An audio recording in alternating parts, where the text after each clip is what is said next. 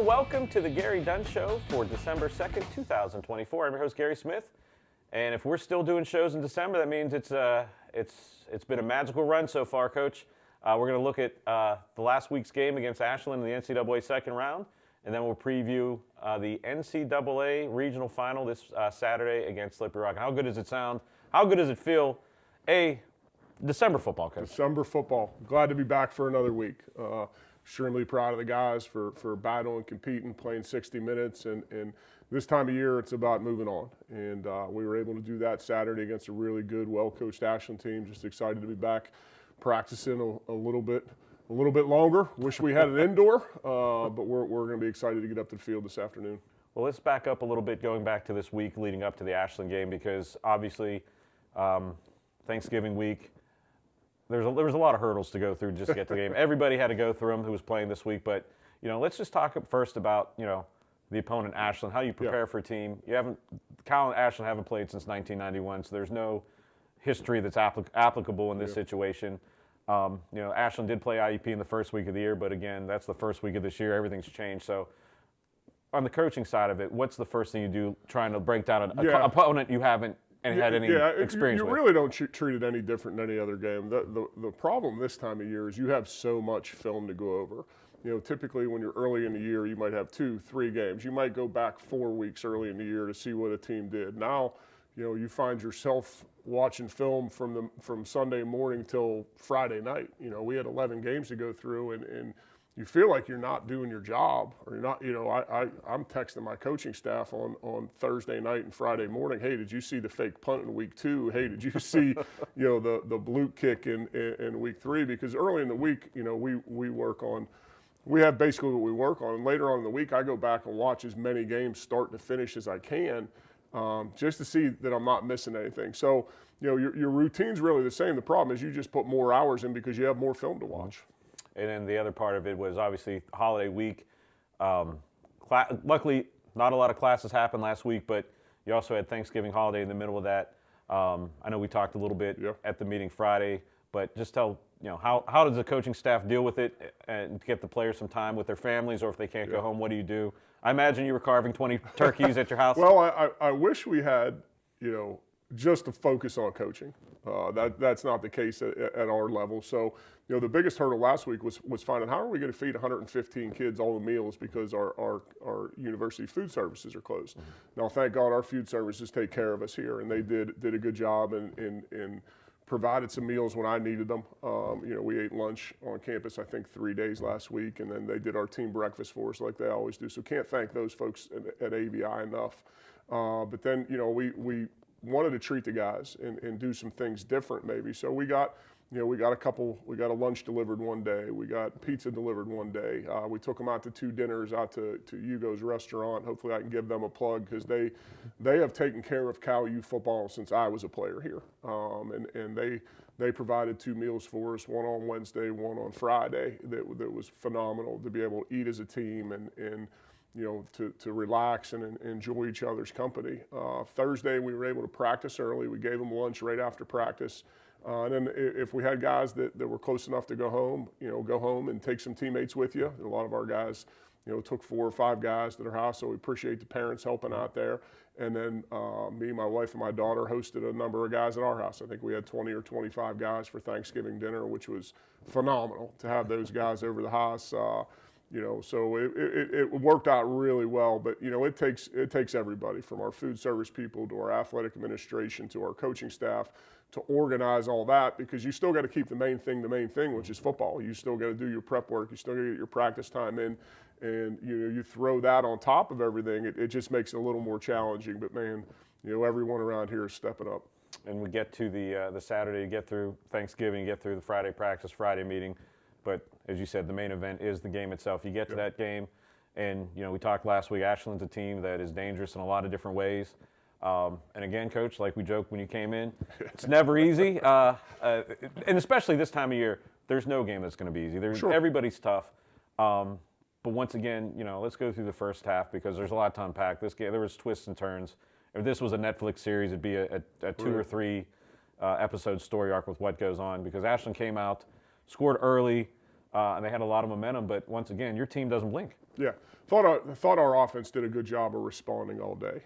There's some games where things are going to happen. I don't know if defensively we played our best football, and I think our kids and our defensive coaches will be the first one to tell you that. But when we needed to get stops, and we'll get to it, we got stops. We didn't tackle exceptionally well, but give Ashland credit. I mean, that's a lot of Ashland's got good skill kids, and they had a good scheme, and it just felt like the game was going to be one of those games. We're kind of trading punches all day. I think it's tied up 14-14 in the first half, and they execute a Hail Mary. We didn't execute a Hail Mary, so we go into down a score. And I told our team at halftime, it's exactly where we were last week. We came into halftime down a score. We preached to our guys about playing 60 minutes, and our guys have really taken off with that. And they know we're going to play 60 minutes no matter what the circumstances are. Turn the scoreboard off, play 60 minutes, and then after the game, we'll look up and see where we're at. I thought we did a good job of that, but I was proud of the offense in the first half, kind of responding to the punches that Ashland was throwing. Yeah, Ashland scored quick, and then like you said, they responded, a couple long drives, and then your defense had a big turnover in the first half. Sure. Interception basically gives your offense a short field goes in for a touchdown. But again, like you said, the Hail Mary at the end of the half. A lot of teams may not be able to respond well to that. I thought, one of the things I look at when teams come out of the locker room for something like that, look like business usual. There's no panic. There's no anything. We preach to our guys about playing the next play, and it's not just a motto that if we do something good, we move on to the next play. If something bad happens, so what? Ashland made a play, and I usually, as soon as we get into halftime, I meet with the offensive coaches, and I did not meet with them first. I went in to talk to the team and really the defense, and just said, all right, let it go. And no big deal. We got 30 more minutes to play. They made a play. We didn't. Drop it just like any other play that we have. Play the next play, and let's get back to work. And I thought our guys did an exceptional job of that on defense. Well, actually, and we're kind of spoiling the lead a little bit. They make the play. Your special teams blocks the extra point, which there was 2 missed extra points in the game. But I thought that block was very good because at the very least, that halted the momentum, gives you guys a little bit of a jolt to go in. But as it turned out, that missed extra point would loom large towards the end of the game. They always do. And it's kind of the same script from 2 weeks ago when East Stroudsburg missed an extra point, right? But Naquan Crowder did a good job. He actually got his hands on 2 or 3 of them. I know he tipped 2 for sure. We think he got 3. The other ones happened to sneak in. But he's doing a really good job of getting some push in there and getting his hand up. And it was a huge play to make it only a 13-point game. Yeah, and then second half, back and forth again. We get to, I think I was just doing the highlights this morning, looking at them, with about 22 minutes left in the game. Your team's down 2 scores. But again, defense comes up, you get a stop, you go down a score, and then, Ashland has a chance maybe to run some clock, and your defense once again steps up, forces a punt, good return, good play, and then, a go-ahead touchdown with one, as I mentioned when you came in, one of the best deep balls I've seen in a long time. That was a beautifully thrown ball. Yeah, let's go back to that's kind of been the story of our defense. When we need to get a stop, we've gotten stops. You go back to the Clarion game earlier. You go back to the Seton Hill game. You go back to the Indiana. Our guys are going to play, and no matter what happened before that, doesn't matter. We can't get it back. Go play the next play. So those stops were huge. We got the ball. We went to a scheme that we hadn't used it all that day in the run game. And Bobby Boyd was able to spit a big run. Me and Coach Salisbury were on the headsets. I think we had about 9 minutes, maybe a little bit over 8 minutes left at that point. I said, hey, we're going to have to play with some pace here, being down 13 points. Well, Bobby breaks a 40-yard run to get us down to the 10-yard line. That helps with the pace. That helped with the pace a little bit. So then we executed. I think we ended that possession, if I'm not mistaken, we scored on Davis Black on a touchdown. Yep. So now the momentum's back on our side. We're down 6. Our defense is kind of settling in. We get another stop. We get a good punt return, and we got the ball, somewhere around midfield with 3 minutes left. Yeah, and then, let's go back to the Davis Black touchdown run. I mean, if you look at his stats with the rushing touchdowns, you think you guys might use the old wishbone from the late 80s. But, I mean, just something about when he sees that the line break open in front of him. I mean, he can't be stopped inside of 8 yards. He's got a good feel for it, and he's doing some good things. But I'll tell you, it's about Davis's heart. Is Davis is going to give you everything he has from the moment he wakes up in the morning to the moment he goes to bed. And I thought the offensive line did a great job on that, and I thought Eric McCann had a key block on that touchdown. Eric did a really good job. We ran a play into a front that we we really don't like running it into, but our guys executed and have confidence in Davis, and so that was a big score. And then Ashland gets the ball back. Your defense does a great job forcing a 3-and-out, and then, like you said, on the touchdown, everything came together. The blocking was great. The read was great deep ball. But then we're on the press box, hey, this is great, but then you look up and there's still a lot of time. Sure. And we've all seen the last couple weeks, you don't want any time on the clock, but then that's when your defense stepped up. The defense stood up to get 2 turnovers within the span of a minute. Just show you that our guys' belief in how hard they play. Rafiq Hilliard had a big interception. Would have liked to kill the clock there.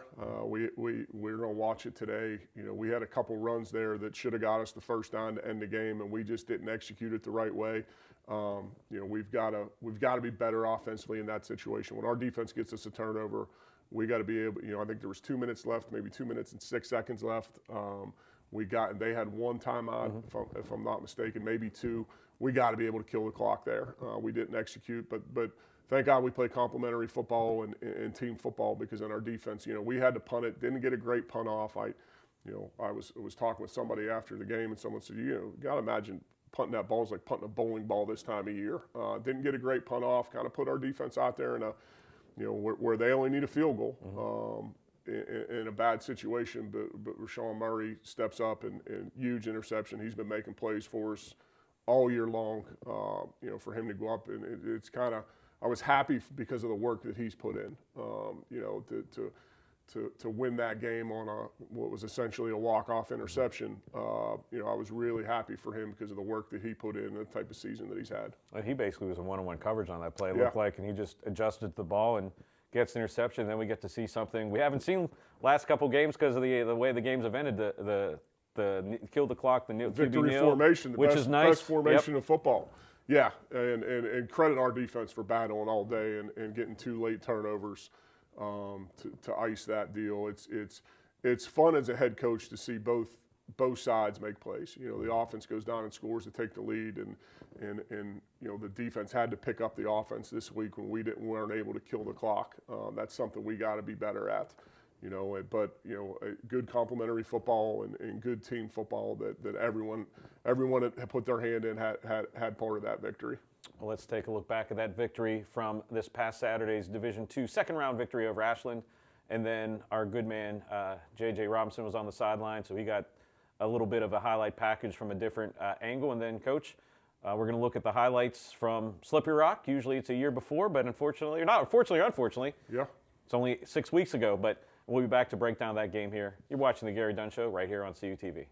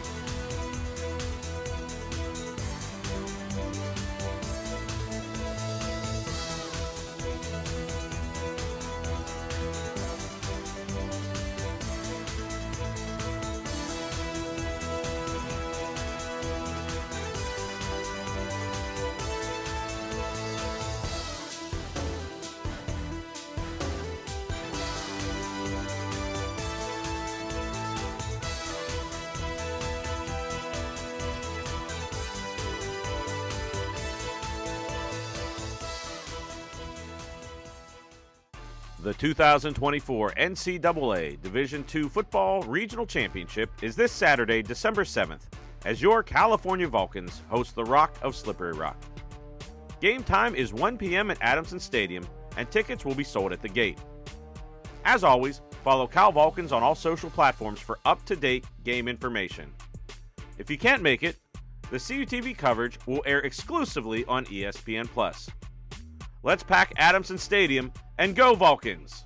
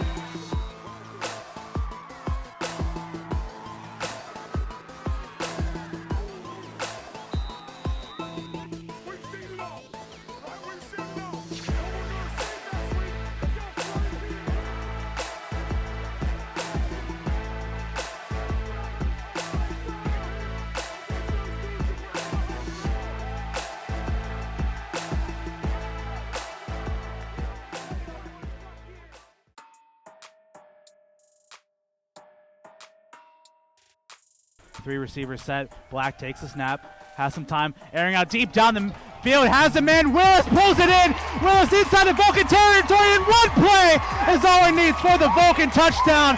Eric Willis III, 65 yards for the Vulcan score. The handoff this time to McCann. McCann able to bounce outside, and McCann able to waltz his way into the end zone for the Vulcan touchdown. Great vision from Eric McCann III, and the Vulcans strike again. The kick from Biko is up, and Biko's kick is good. The Vulcans make it a 3-score game, 17-0 is the score. Biko's kick is up, and Biko's kick is good, 20-7. Long, airing out towards the end zone, intercepted by Dominic Solomon Jr. He read it the whole way, breaking a tackle, and Dominic will not be brought down. Cam Cruz spins him out of play at the 15, but not before a turnover by the Rock, and it's Dom Solomon Jr. coming up with the interception.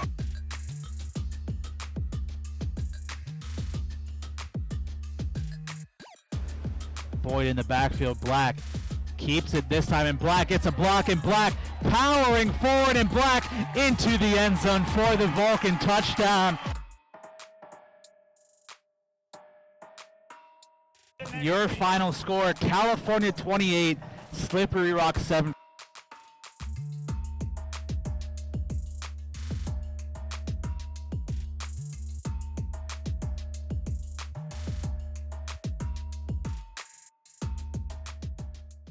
And welcome back to the Gary Dunn Show. I'm Gary Smith along with Coach Dunn. And Coach, before we break down Slippery Rock, we only have one graphic really to look at, and that's the bracket. As you see, California over Ashland. And then on the other side of the bracket, Slippery Rock and Kutztown. And we're going to talk about that as a one-point game, and a game we had on in the press box, and that game was back and forth. Slippery Rock executing two-point conversions, one in overtime on almost like not a flea flicker, but a lateral for the win.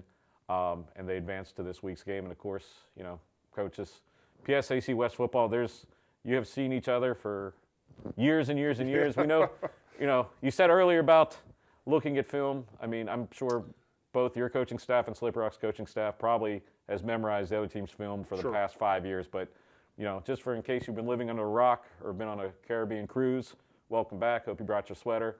Slippery Rock, we know they have an explosive offense, but what else do they bring? They're just, they're really, really good top to bottom. I think they're giving up 17 points a game defensively. I think they're built around their defense. I think their offense is opportunistic and can run it, can throw it, but it's really I believe the strength of their team is their defense. They give up 17 points with the schedule, the schedule that they played.